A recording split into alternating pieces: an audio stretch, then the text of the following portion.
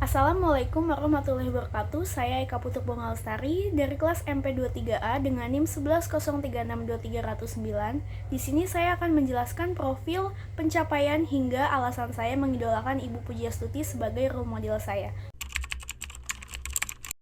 Ibu Susi Pujiastuti lahir pada 15 Januari 1965 di Pangandaran, Jawa Barat.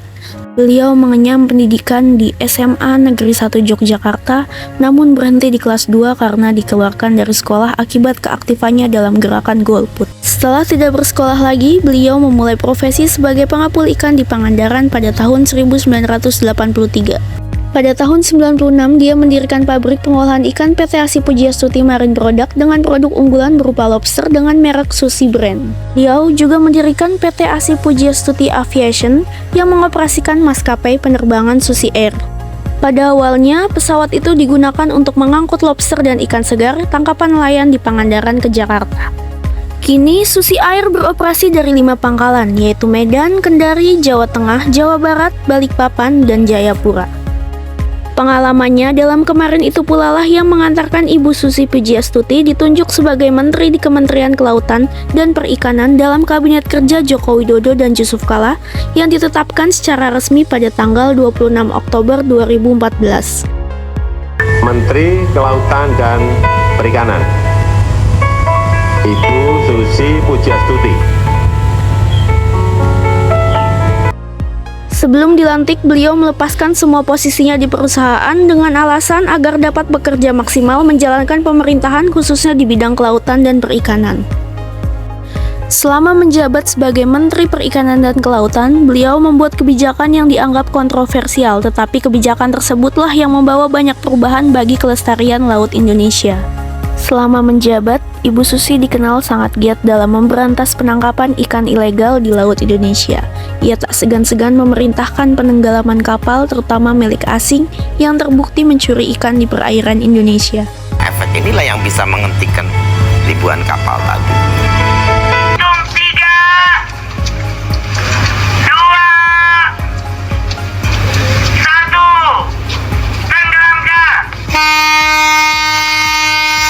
Rentang waktu November 2014 hingga Agustus 2018 sebanyak 488 kapal pencuri ikan ditenggelamkan.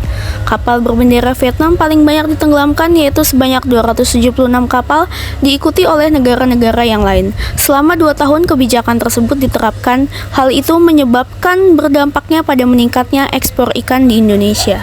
Lokasi penenggelaman juga dipilih di area yang tidak ada terumbu karangnya.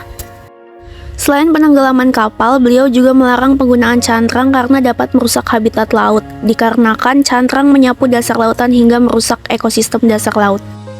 Selama menjabat, beliau juga mengeluarkan larangan penangkapan atau pengeluaran benih lobster dikarenakan akan merusak ekologi karena permintaan dari luar negeri yang sangat tinggi hingga menyebabkan ekspoliatasi sebesar-besaran. Selain itu, hanya akan menguntungkan petambak negara lain karena harganya sangat tinggi saat dewasa. Ibu Susi juga menerima penghargaan internasional seperti Leaders for a Living Planet Award dari WWF pada tahun 2016 yang diberikan langsung di Washington, Amerika Serikat. Beliau dianggap telah berjuang untuk memerangi illegal fishing serta mempromosikan laut yang sehat. Pada tahun 2017, beliau kembali meraih Peter Benchley Ocean Award yang merupakan penghargaan maritim tertinggi di dunia.